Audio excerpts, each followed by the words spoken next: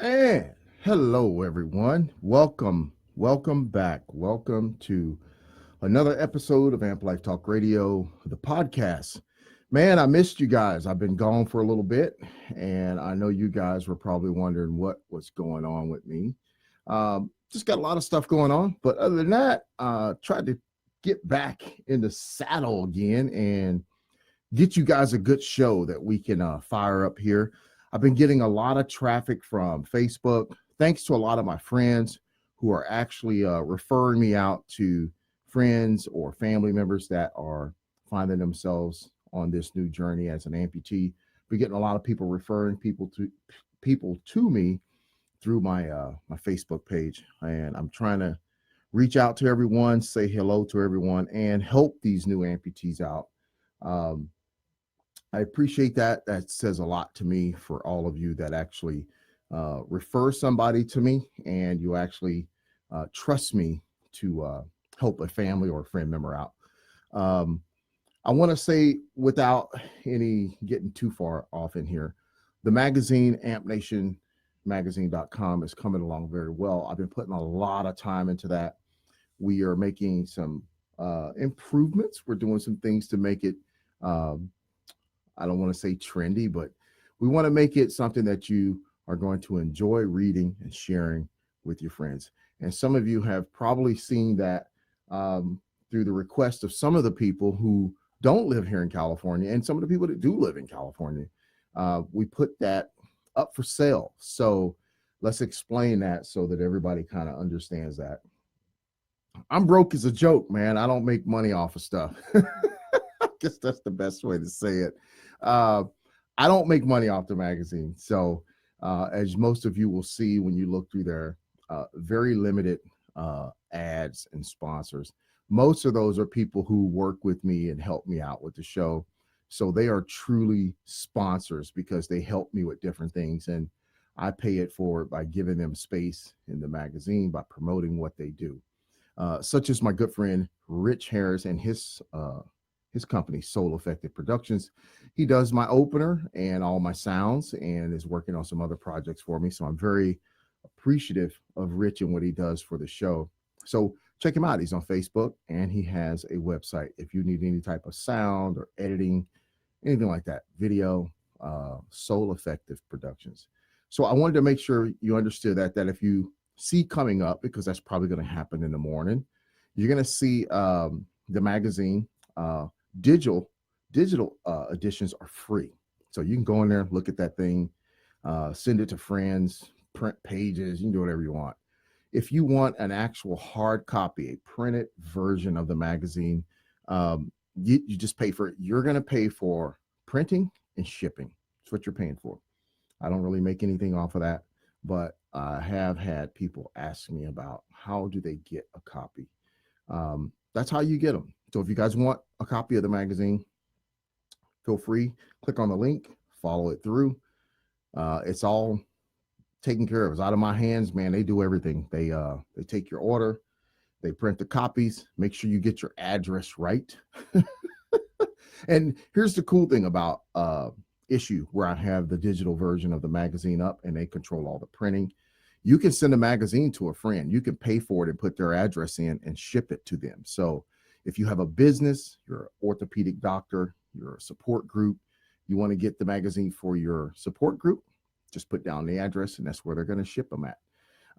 Wanted to get that kind of stuff out of the way. Yes, me and my race team have been busy doing Spartan races. We did Tahoe, and that was brutal. I'll come back and we'll talk about that. That's coming up in another episode. We got some really cool things coming up. I'm working on something right now. I'll go ahead and put it out there. We're trying to organize a situation where Good Day Sacramento has been in touch with me and my Paris Spartan team. We're trying to work some logistics out. Maybe we'll be on Good Day Sacramento here in good old California. I'll give you a date and a time and I'll post that so you guys can tune in and check that out. We're going to be here local at a gym in Lodi. I'll put all the details out.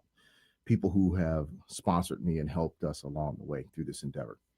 Just want to get all those things out there. Say thanks to everybody. Let everybody know I appreciate them. And to you, my listeners, I really appreciate you guys for putting up with me and dealing with all the craziness that I do. I'm so appreciative and thankful. We have Facebook up and we have the live podcast up. As every show, I do a live show on Facebook and I do a live show on the actual podcast over at Spreaker.com. You can go over there and listen to. And I'm just going to say hello to everybody in the room because that kind of gets things started for me because I don't see anybody until I type something. Hey, everybody. Hey, Robert, Heather, my lovely wife, who's checking me and making sure everything's good. Billy, welcome, everybody. Always make sure you give a shout out where you're from. I always like everybody to know where you're from. Robert, looks like you're from Molilla, Oregon. Welcome. Thanks, man. Hey, I love you being a part of the show. Thanks for that. So tonight, a really good show. I want to give you an advisement before we start the show. It's a tough topic, and I'll tell you why. It's because a lot of amputees are diabetic, and a lot of amputees are dealing with some type of weight issue. I'm talking about this topic tonight because it always hits home with me being in the profession that I'm in, working for Hanger Prosthetics as a patient advocate manager, and I go deal with patients on a daily basis. I saw a young guy the other day, and I had been working with him almost a year ago. And when I saw him again at the skilled nursing facility that I went into, he was a BK when I first saw him. And I saw him again, and he is now a bilateral BK. And because of his obesity, because he's so severely overweight and had a lot of other issues going on because of that overweight, and the diabetes, probably not going to be a good candidate. And that broke my heart that he wouldn't be a good candidate for a prosthetic device. I know that's a whole other topic we'll get into, but that kind of lit a fire in me. And I wanted to bring up a show that really hits home with amputees and what I do for a living. So tonight's episode, season 3, episode 32, man, we're moving along through this year. Obesity, diabetes, and amputation, the trifecta. We want to talk about that tonight. And it's going to be tough for some of you to hear. I'm going to keep it very real, and I'm going to be very honest. This is something that if just about every person, before they become an amputee and after they become an amputee, if you can control these first two things, your weight and your diabetes, they go hand in hand, you're going to have a better chance of being very successful in your life and dealing with your amputation. So let's get into this tonight. Sit back, grab a chair, get your favorite drink in your hand. Mine's water. And let's talk about this. Living with limb loss can be challenging. You have a lot of questions, concerns, and you can feel alone during that process. Well, my name is Sean Harrison. I am the host of Amp Life Talk Radio, and I am a certified peer visitor, an advocate for amputees, those dealing with limb loss. I'm your host. I want to take you through this and walk you through this journey and be your guide. In fact, we're all each other's guide on this journey. Having someone there that can help you through this process is the best thing that you can do. That's what this podcast is all about, and that's what this show is all about. Having someone along with you as you become acquainted with living with limb loss is why I'm here. Empowering amputees to reach their full potential through communication, education, and inspiration. Amp Life Talk Radio is a show for amputees and those affected by limb loss by an amputee. Each year, 200,000 non-traumatic amputations occur. African Americans are 4 times more likely to experience diabetes-related amputation than whites. In the United States, every 17 seconds, someone is diagnosed with diabetes. Every 230 Americans with diabetes will suffer an amputation. Throughout the world, it is estimated that every 30 seconds, a leg is amputated. And 85% of these amputations were the result of a diabetic foot ulcer. As I did my research, I came across an article that was back in 2017, and it said the figure showed the numbers of cases in Britain, the UK, for obesity hit a devastating number. They they reached an all-time high, and this is back in 2007. We're 2019 now, and I hate to say those numbers haven't changed that much. It's really devastating when you look at the figures. With more than 8,500 procedures for amputations carried out in that year, 2017, in the UK, they were all results of diabetes. 9 in 10 cases of the condition were type 2 diabetes, which linked to obesity and inactivity. During this year, 2017, in the UK, their what they call the Public Health of England showed figures of 23 amputations a day. 23 amputations a day were performed. They also reported up to 80% of diabetic patients died within 5 years of their surgery. My friends, this is devastating. This, this is scary. The trend was being fueled by soaring obesity rates, with 2 in 3 adults now overweight or obese. People with diabetes have an increased risk of foot ulcers, which can deteriorate very quickly. We know this. I see this all the time working with Valley Healing and Wound, working with all the doctors that I work with, Dr. Brayton, Dr. Tam, all these surgeons. I do this from Stockton to Fresno. And it is something that is devastating to see. People with diabetes have that increased risk of those ulcers on their feet, especially when you're carrying a lot of weight, the pressure that is put on your lower extremities. People are losing limbs and going blind because of diabetes. How do we stop that? How do we deal with that? Lower limb amputations may be rising in the United States after decades of decline. What's going on? Why is that happening? This is according to data published in the Diabetes Care, the official journal of the American Diabetes Association. We tonight, my friends, we're going to take a journey. We're going to talk about some very tough subjects, and I want you to join me as I try to share some information with you that will hopefully, one, save your life, two, change your life, three, give you the information you need to get back to a healthier lifestyle. So tonight, I hope that you will listen, you will learn. I will make sure that I put up the show notes later on Facebook so that you can actually have access to all the links. But we have an epidemic here in our country, in this world, with diabetes and what it's doing to people. And not only people, but what it's doing to the amputee community. When I come back, we're going to get into this and we're going to talk about this. Stay right there. Don't go anywhere.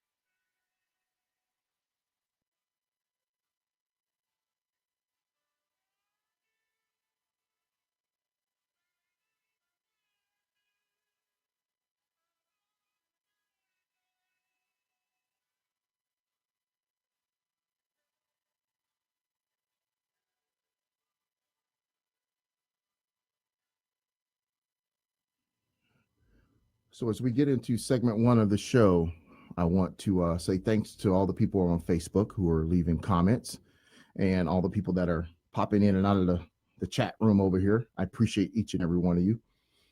So, guys, tonight, as we get into segment one of the show, what I want to talk about is an article. And keep in mind, when I do research for these shows, I come across articles that deal with a lot of different things. So, I try to put them in a certain order so that we can address them to where they all make sense as I reach out there and pull all this information from the internet and bring it over here to you. Maintaining weight loss and diabetes is key to keeping the benefits. What benefits? Well, benefits, we're going to kind of cover those. Individuals with type 2 diabetes who maintain weight loss after an intensive lifestyle intervention, amputation, it could be, or you just getting on the right track and deciding you're going to make a lifestyle change to control your diabetes, have sustained improvements in cardiometabolic risk factors.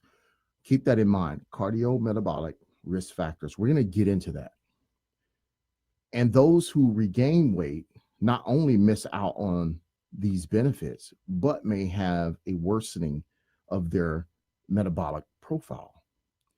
This is found out by researchers here in the US who have done numerous studies to determine this. Now, I think the first thing we need to get into when we talk about things like this, obesity, diabetes, and how we can combat them, how we can deal with them, whether, excuse me, whether you're an amputee or whether you're not an amputee, but if you're a diabetic and you have some type of weight issue, we need to understand what that term means. Cardiometabolic risk, what does that mean when we talk about factors? Risk factors refer to your chances of having diabetes, heart disease, and stroke. All these things are affected by what? Our weight. It is important to know what your risk level is. Now, we're going to talk about how we can get that figured out. Knowing how to decrease your risk can help you live a much longer and happier life. And that's why I'm here, because I want you, Amp Nation, I want my people out there to live a very fulfilled life. Even with limb loss, you can do that. With diabetes, you can still have that fulfilled life. So I want to go through some things tonight to try and help you with that. How does the cardiometabolic risk affect you, me? I don't really have it because I don't have diabetes, but for you, how does that affect you? Well, it is important. It is very important to understand. This is related to heart disease. Heart disease is the leading cause of death in people with mental illness. People with mental illness also have a high rate of diabetes, which can lead to many other health problems. Lowering your cardiometabolic risk can help improve and prevent more serious health problems down the road. What can change this cardiometabolic risk for you? How can you change that for yourself? Well, there's many things, and many things increase your metabolic risk. Some of these cannot be changed. I want to say that. Some cannot be changed, but the ones that are in your control, we'll just say, for example, your age, getting older, can't stop that. That's going to increase your risk. Men also have a higher risk than women. However, the good news is that there are risks you can change. Let's kind of look at some of those. And like I said, as I go through some of this stuff, I'm going to be going through really fast. I will post the show notes probably tomorrow morning onto the Amp Life Talk Radio Facebook page. Everything has all the links there, so you can see where I get all my reference material from. And then you can read through this at your leisure and really understand the information that I'm giving you. Healthy lifestyle changes can be an important way or ways to lower your risk. Your doctor can help you. Definitely find a program that works for you. Always consult with your doctor. No matter what you hear me say, always consult with your doctor. Lifestyle changes can, or we'll say lifestyle changes that can help include quitting smoking. You've heard me say that before on the show. And I know people that smoke want want to, but man, that is probably one of the number one things that's going to help you deal with so many issues. And as someone who's obese or a diabetic, I'm telling you, it's really going to play in your favor if you can kick that habit. Losing weight, that's one of the other things. Eating a healthier diet and exercising regular. Excuse me. All these things I'm going to talk about later on as we get down into the show. I'm just going over some of the things that for you, if you want to make this intervention in your life, you want to change some things, these are some of the things that you can do.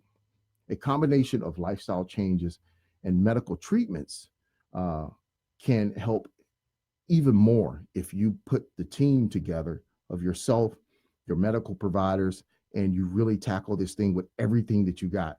Hello, Clarence. How you doing there from the big GA? Welcome to the show. These things are so important if you can do that, especially if you have high blood pressure. Working with your medical team, your doctor, your MP, or whoever it is that you're working with, your PCP, high blood sugar, abnormal blood glucose or cholesterol, or we'll say, are you taking certain mental health medicines? As we saw earlier, those things are tied into diabetes. So working with your healthcare provider to understand where you're at with some of this is going to be very crucial and help play into your part of understanding how you can live better, be better. Um, how do mental health medicines affect this cardiometabolic risk? So that's something we need to understand because we saw that earlier in the show and it was in this research. Certain mental health medicines can increase your cardiometabolic risk. New research shows that some medicines can worsen your health problems in people who already have this risk. The Office of Mental Health, the OMH, talked to a group of national experts on mental health medicines. And they identified the following medicines as having medium to high cardiometabolic risks in adults. Now, if I call out one that you're on, I don't want you to freak out. I want you to consult with your doctor. I want you to get with your doctor and ask him, hey, should you be concerned about some of the things that you're taking if you are uh, obese, you have diabetes, and if you do have an amputation? We want to kind of address some of those things. So some of these medications I do have in the show notes. I am not going to even attempt to say some of these. Thorazine, Cereal. These are some of the. There's four of them, and these are some of the medicines. Like I said, I have in fact, you know what I can do? Man, I'll tell you this, boy. I tell you, I love having Facebook up here. So, what we want to look at is this. I'm going to post these over here on Facebook. So, if you're dealing with any of these medications, consult with your doctor. So, I just put that in there in Facebook for you. These are the medicines that you want to be concerned with. If you're over on Facebook and you're listening to the show, these are some of the medications that go talk to your doctor. Check them out, see what's going on with them. Talk with your doctor and find out if you are on a mental health medicine that can increase this cardiometabolic risk. If you're already if you already have diabetes and or heart disease, one option is to switch to a lower risk medication. Now, how can you keep track of this cardiometabolic risk? You and your doctor may also want to uh, talk about checking your blood pressure, blood cholesterol, waist circumference. You know, for us men, everything's in our belly. You know, you get that big waistline. That's not a good thing. So, measuring that circumference of your waist, keeping that belly down. Blood sugar. These are just a few things that you can work with your medical professional and kind of help lower this risk and not be so much worried about this cardiometabolic risk factors in your life. Um, that's just a quick down and dirty on that. That was probably the number one thing I saw when I looked into risk factors, weight, and diabetes. One of the uh, biggest ones that I saw was just controlling that. And there's some links in the show notes and some helpful websites that when I post this later on, check it out, guys. Do your research, talk with your medical professionals, and see where you stand with some of this. As we move into segment 2 of the show, physicians, and this is one of the things I find. Pardon me, as I get a little sip of water here. Physicians and people that are working in the healthcare industry, um, we need to make sure that we're doing what we need to do because we we walk a very fine line. And what I mean by that is this: we love our patients, we want to help our patients, but a lot of times we have to we have to we have to be the bearer of bad news. We have to say some things that we know people probably are not going to like. Well, that's, to me, it's kind of tough because I'm not there to I'm not there to be your friend. I'm there to help better your life. Your physician, your doctor is there to help save your life. So physicians need to emphasize that keeping weight off is imperative. Practitioners in the uh, prosthetic field, me as a patient advocate manager, I need to be real with my patients to help them understand the need, the seriousness of keeping weight off. I mentioned a young patient. This guy was probably 30s, late 30s. I mentioned him early in the show, and I talked about how he was a below the knee when I met him. I had that serious talk with him because he was not listening and was still having the sodas, the chips, the candy, and the bad food, the burgers, and everything. Family members were bringing it into him.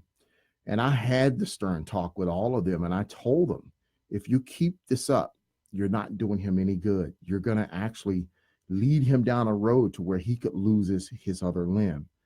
And unfortunately, he did. Physicians, clinicians, advocates, we need to emphasize that keeping weight off is so imperative and important when we're dealing with diabetes and amputations. Teaching patients about healthy lifestyle behaviors is so important. Communication is the first step in that. Having open dialect, honest dialect, that is the biggest thing. Not just open, but honest dialect. In a world where obesity has reached epidemic proportions, medical professionals are faced with this increasing pressure to help our patients lose weight, adopt healthy living habits. This is no easy task for myself, for clinicians, for physicians who often have little training in the nutrition and science or counseling of patients on healthy lifestyle changes. I find that a lot of doctors and a lot of the practitioners or clinicians or guys that are working on your prosthetics, a lot of them don't have that background. I'm very fortunate. I was a personal trainer. I was in fitness for just about all my life. Um, I run Spartans now and I train daily to do Spartan racing. Um, Nutrition is big, health is big, fitness is big, staying active is big. I try to tell patients all the time, if you have a patient, and I don't want to make sure we clarify this. There are some elderly patients and patients who have other comorbidities to where this is not practical and we can't do that. And that's just the way things are. But for those that are, because trust me, I have patients. I just picked up a guy the other day, man. This guy's in his 80s and he's a go-getter. So Every patient's different, and we're going to come across all different types of patients that are have different types of abilities. If you can get up and move, I encourage people to get up and move, eat better, live better, control your weight. It's better for not only for your health but for your prosthetic use too. We'll get into that. Most clinicians and doctors, um, they all went into this profession because they want to save lives. They want to, they have good intentions. They want to help heal people and do all these things. I see all these residents everywhere I go, from UCFF to Doctors Medical Center to Sutter. You see all these young residents in there, bright-eyed, bushy-tailed, man. Oh, I'm gonna save the world. They have no clue what they're gonna get into, man. When we have to start having these tough talks with patients about healthy lifestyle changes, living better, exercising, controlling your weight, they just don't teach them that. Obesity and the importance of healthy lifestyle changes. Medical professionals know all too well the prevalence of obesity in America. They're taught that in school, and how it has skyrocketed over the last 2 decades, and that more than two-thirds of the population is overweight. Video games, Facebook, all these things that are just geared to make us sit. Somebody was talking about, I heard this on talk radio today, how McDonald's now has it to where we were talking about going through the drive-through instead of getting up and walking into the restaurant. McDonald's now has it to where you don't even have to go through the drive-through, man. They know what you're going to eat. They know your eating habits. And they'll just have your food ready for you, depending on the time of day. That's scary. That is terrifying, man. McDonald's is becoming Amazon. That's some scary stuff when you start thinking about that. Habits. We talked about grit on one of the shows and how you needed to build habits. When we're talking about a healthy lifestyle, an intervention, a program that's going to save your life, we need to build good habits. Our society is geared towards being lazy, and we have to change that. And it's not a medical professional's job to do that for you. At some point in time, we have to sit up and wake up and hear these numbers that I'm quoting to you. You know, statistics cited by the Center for Disease Control and Prevention, CDC, indicate that nearly 35% of Americans are obese. And this is an old report. This is not like real time, like right now. Those numbers have probably grown. It is well documented that being overweight or obese increases the risk of a host of medical problems, including heart disease, high blood pressure, diabetes, certain types of cancer, high cholesterol, sleep apnea, and arthritis, osteoarthritis. Your joints can't take all that weight, man. Studies show that even moderate weight loss, you can reduce your weight just moderately. The severity of many of these conditions can go away. Now, let's talk about obesity and amputees, why that's important that we understand how obesity, being overweight, is going to affect you as an amputee. Obesity affects amputees in very unique ways. Extra stress on your joints, whether you're a BK or an AK. And this is more for, I would say, the lower extremities, because we're talking about supporting our weight. An amputee puts increased stress on the joints nearest to the amputation level. For a below knee amputee, the knee joint of the residual limb experiences increased stress, as well as the increased stress placed on the sound limb, which most amputees tend to favor. You know, you see new amputees, we're always talking to new amputees, don't favor that sound leg, but most do. When we're talking about weight issues, this places a lot of stress, whether it's on amputated side or the sound side. Above knees, below knees, you're going to experience issues on that sound side, whether it's in the hip or the joints if you are overweight. Placing stress on these residual limbs, skin integrity, all these things come into play. It can also affect you on the components that you are going to be limited. If you are severely overweight and you have a residual limb, you're going to be very limited on the different types of components that they can use to make your prosthetic with. Each prosthetic knee and foot is designated to accommodate a certain body type, meaning they are weight categories. So there's a specific weight category for your foot or your knee, all those components that make up your prosthetic device. And depending on how much you weigh, there might not be a foot that is made for your specific weight. We just had a patient the other day come in who lost a lot of weight and was in his old prosthetic. He was getting sores in the knee area, and the reason he was because his foot category was too high for his weight, lost something like 40 pounds. So that foot's really stiff. So instead of it being flexible when he walks, it's digging back into his knee. So all these things are really important when we're talking about weight, obesity, and prosthetics. Increased cardiac stress during ambulation. Most of us know if you are an amputee, you exude and use more energy while walking than able-bodied people. So compound that with being overweight, having that issue, your heart's working a lot harder to do the same normal motion that able-bodied people do.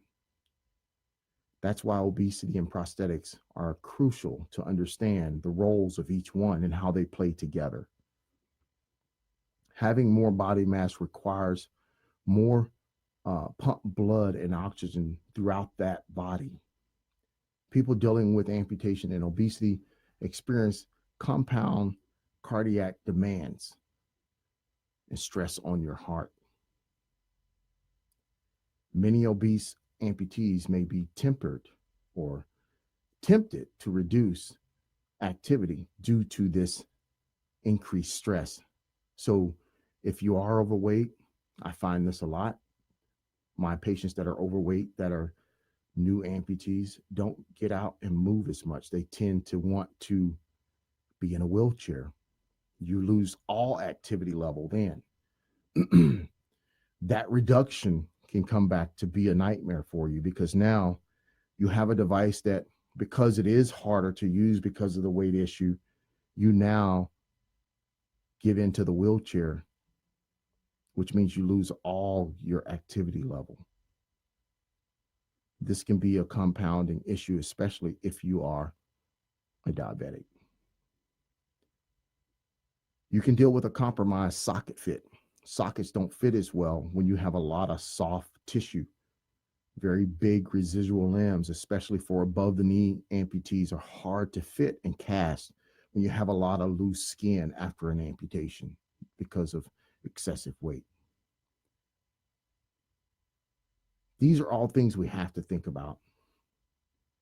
All these things can affect you. There's more notes in my show notes here talking about adding prosthetic socks, padding, all these different things, increase in thickness, all these different things, stabilization, all these things can affect you as an amputee who's overweight and diabetic.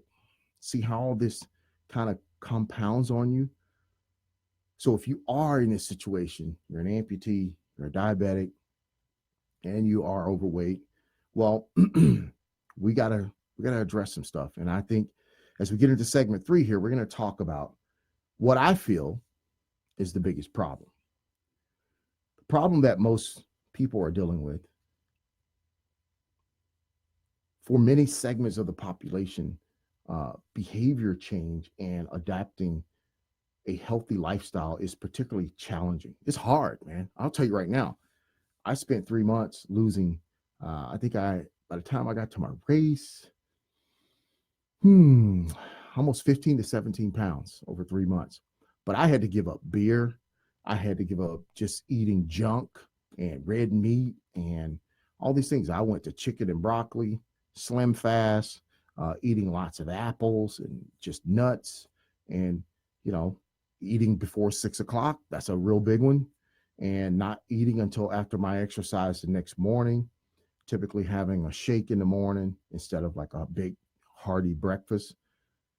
These are things that I had to adopt some new changes, behavior, healthy changes that led me down a road of being healthier to where I could go into my race in Tahoe and do one of the toughest races Spartan has to offer, a beast at 9,000 feet. We were out there 11 hours and did 13.8 miles and something like 34, 35 obstacles. It was not easy. And I'll tell you, my prosthetic leg was sore. It was sore. So the problem that we have is the change. How do we affect that change into eating and starting that healthy lifestyle, that healthy trend? It is particularly challenging. Individuals living in low income and food insecure, or areas to where food is not so readily accessible due to being in a low income situation, unsafe neighborhoods, lower education levels, lack of resources, limited access to healthy foods. These things can make that even harder. In our society, unfortunately, lack of food is associated with weight gain. And I will say that again because it's a paradox. Lack of food is associated with weight gain because the quality of food consumed is lower. Healthy food is more expensive, no matter how you slice that bread. Comparing these things here, when we're talking about how do we switch over to a healthier lifestyle, it's really hard. But there are resources out there that we can call on to get help with this. I know Medicare just passed some different things where they opened up more resources to people who are dealing with diabetes and people who want to break this vicious cycle of obesity. They offer up counseling to help you get the the mental part of that under control. Eating for no reason, eating because you want to eat, eating when you're not even hungry, those types of things. But what this is talking about here is a whole different thing to where these things can be very tough when we deal with these situations. With so much evidence pointing to lifestyle and nutrition intervention as a means of helping overweight patients and people lose weight and improve their health, the question becomes how can we, as medical professionals, clinicians, doctors, effectively teach healthy lifestyle habits? How can we do that? Well, the first step, like we said earlier, is communication, laying it out there, putting it out there. You as a patient, initiating that talk. You as a doctor, you as a clinician, initiating that step of communicating to the patient or communicating to your doctor something about your weight, especially in the primary care setting. The first thing that you could start with your doctor is a BMI. Measuring your BMI is crucial. And that feedback that you can get from your doctor, you can use that to get yourself on a better path, on a healthier path to start down this road of maintaining your weight, losing the weight and maintaining the weight. As we get into segment 4, that's what we're going to be talking about. So if you get yourself started, you get moving in that right direction, The next thing we have to do is we got to maintain that. How do we maintain that weight loss once we start? How do we not get back on the bike and start doing the bad things that we're doing? We don't want to fall back into that vicious cycle.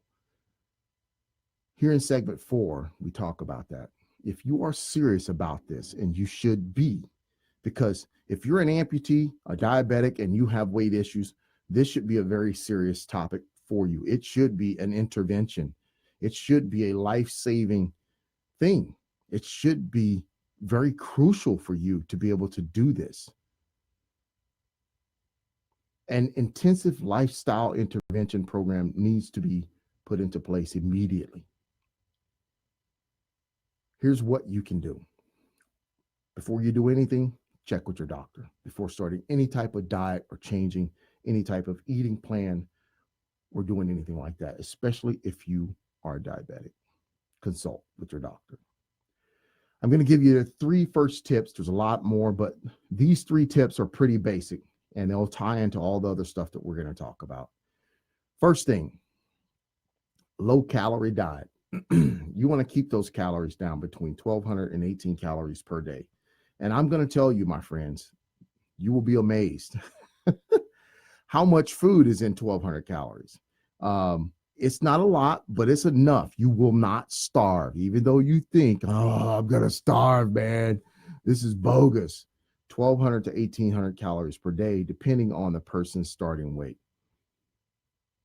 That limited intake of fat, especially saturated fats, which is increases the risk of heart disease, and including plenty of protein, is going to be a good start for you. Number 2, a goal of at least 175 minutes per week of moderate physical exercise.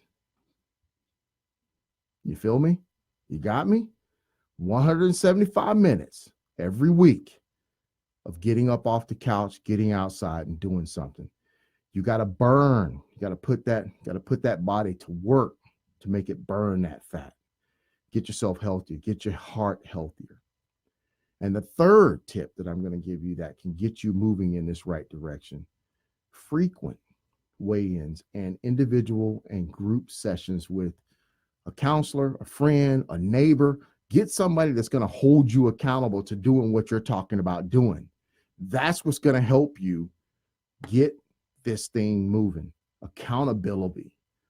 Get someone to hold you accountable for what you put across your mouth, into your mouth, down your throat, and get you out the door in the morning to do a walk or in the afternoon to hold you accountable. Those 3 tips right there. If you can just do those 3 things, you can do this. You can get started. Get up, get that leg on. Do 100 steps. I don't care. 50 steps. Do something. Other tips that we can talk about: eat breakfast. A lot of people who are diabetic tend to skip breakfast or eat a bad breakfast or a really unhealthy breakfast. In my show notes, I link a diabetic diet, which includes the breakfast. Skipping breakfast can lead to overeating later on. We don't want to get into that. Small meals throughout the day, little small meals, 6 to 8 of them. Other tips: move, exercise. We talked about that. I don't care what it is. Get up and move, man. Cut calories. Got to watch what you're putting in. Feast on fiber. For us, all of you that are diabetic people, fiber is your friend. Generous amounts of fiber help lower blood sugar levels and speed weight loss. All my notes are linked in here, and it will take you to all these dietary guidelines. So when I post this later on, click on them. It'll give you all the numbers of what you're supposed to be taking in. Eat mini meals throughout the day. I said this: eat small meals throughout the day. Eat those 6 to 7 meals a day. Set goals. Set small goals. Don't set these really big goals. Set some small goals and celebrate when you reach a goal.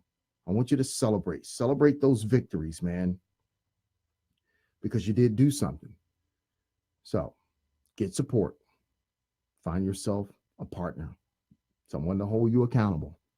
Those are some of the tips I can give you. If you start losing weight and you start going down this road and you want to know how to be successful at it, these are some tips that'll help you. Because my friends, obesity, diabetes, and amputation are a very real trifecta and a very crucial, devastating trifecta if we don't control it and watch it. It can lead to more bad things happening to us in our lives.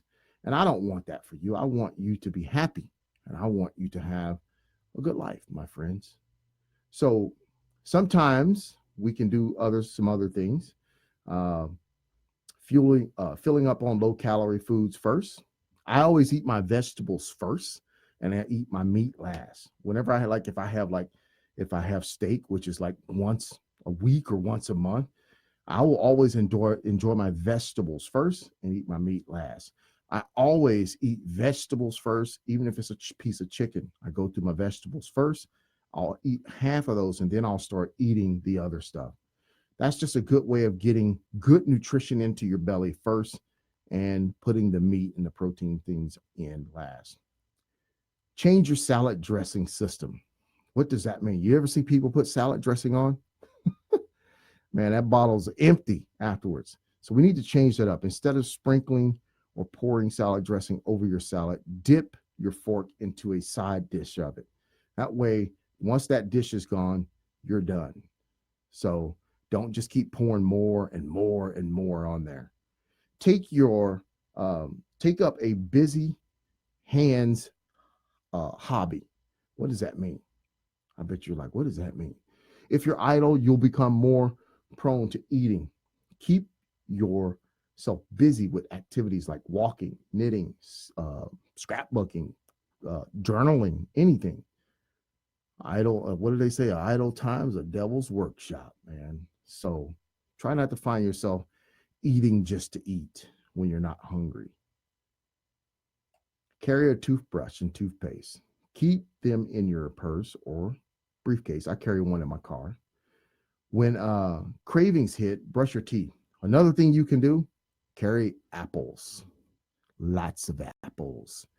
Whenever I'm driving and I'm hungry and I'm like, man, I want to eat, but it's not time to eat food yet, I eat an apple. Chew on that apple, get that apple down me. Very low in calories, no fat, nothing bad in it, but it'll get on your stomach and it'll keep you from having those cravings to go do something bad like pull into McDonald's. Hopefully, some of these things are helping you. Hopefully, this show is speaking to you. And I know it's a tough show to digest. I know it's a tough show to take in. It's one of those talks that nobody really wants to have. I see some of the comments over here. Jessica, I appreciate your comments. Everyone, I know a lot of these comments will pop up after the fact. Debbie from Tucson, Arizona. Thanks, Debbie, for tuning into the show. And Billy, looks like you're from Texas. Y'all don't mess with Texas. So just give us some shout outs over here on Facebook to some of the people who are listening to the show and watching me live. If you want to watch me live, just go over on Facebook and type in Amp Life Talk Radio. Now, again, we always have the call-in line up, but tonight I wasn't really going to take any calls tonight. Jot the number down if you want to call in. I better remember my own call-in line. I got to move something. The call-in line, if you want to call in, is 888-979-9334. Next show, hopefully we'll have time to take some callers. We're wrapping up here. So on the conclusion of what I was talking about, I think what you need to know more than anything as we talk about obesity, diabetes, and amputation, as Jessica was saying over here, she mentioned education, better education for newly diagnosed diabetics would be great.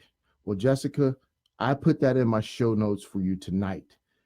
In my conclusion, I actually put in what you need to know about diabetes, and it has type 1, type 2, and all the other information you need to understand about diabetes and what that means. Get the show notes. I'll make sure I post those in the morning for all of you, because I think the show notes really help out when I do a show like this.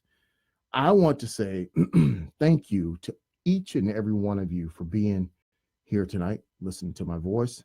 The great thing about this podcast is you can listen to it later. I encourage you all to listen to it later, especially if you're in your car. You don't want to try and pull up Facebook and listen to me. So go over to Spreaker.com and punch in Amp Life Talk Radio and listen to the podcast in your vehicle, at your home, on a lunch break. Share it with a friend. There's also amplifetalkradio.com where I post every episode over there. Again, ampnationmagazine.com is a good place to get the news for Amp Nation and all the different things that we're doing out there. And we're trying to get some good things out there because I know there's limited resources for us amputees out there. And I'm doing my part as an advocate to try and put as many things and resources as I can out there, such as this talk show and ampnationmagazine.com. I hope all of you enjoyed the show tonight. I really, really do. I know it's tough to hear. I know it's a tough topic. But if you are dealing with the issues that we're talking about tonight in this show, I beg of you, please reach out. Don't feel like you have to do this by yourself. Again, I will post the show notes over here on Facebook in the morning, and you should see them come up. I encourage you all to do something. Don't just sit there, get with your doctor, see what type of things are available for you out there, because there are resources out there, my friends, and I hope that you all will get them. I want to say I appreciate people when they leave me comments on my show, because we do try to feature a listener of the month every issue in the magazine. And I basically take your comments and give you a shout out back and show people that Amp Nation and Amp Life Talk Radio is a show for real people, real amputees dealing with real life. There's a lot of people out there that are new that I've come across. I hope they're listening to the show. In fact, it came across my radar the other day that Flex Wheeler, I don't know if you guys know who he is. I grew up with him as a bodybuilder. Man, everybody wanted to be Flex Wheeler. If the story is true, sounds like he went through an amputation. My heart goes out to you, man. Prayers goes out to you. If you guys want to find him, he has an Instagram page. You just type in Flex Wheeler. I sent him some goodness. Told him, hey, if he had any questions, to reach out to me. I did the same thing with the football player who lost his arm, Kendrick. Reached out to him. I make no bones about it, man. I try to help every amputee out there, whether you're a professional football player, professional basketball player, you're a gardener, you're just a guy working on the street. I reach out to everybody because we're all in the same boat. We're all part of this unique community called Amp Nation. And I try to service and help each and every one of you. So reach out to my Instagram page, come over, say hi. I really appreciate it when all of you come over, leave me comments, and say things to me. I really, really do appreciate it. I'm thankful. Give me some comments. I'll try and respond to everybody when I get off air here. But I am very appreciative and very thankful for all of you that listen to me here over on the talk show. I am so lucky. I don't even know how to. Sometimes I just get so happy just knowing that I got people popping up on Facebook listening to me. But please share the show with anyone that you know that can benefit from it. And I'm your host, Sean Harrison, here on Amp Life Talk Radio. Thank you for tuning in to another episode. You guys have a wonderful night and be well.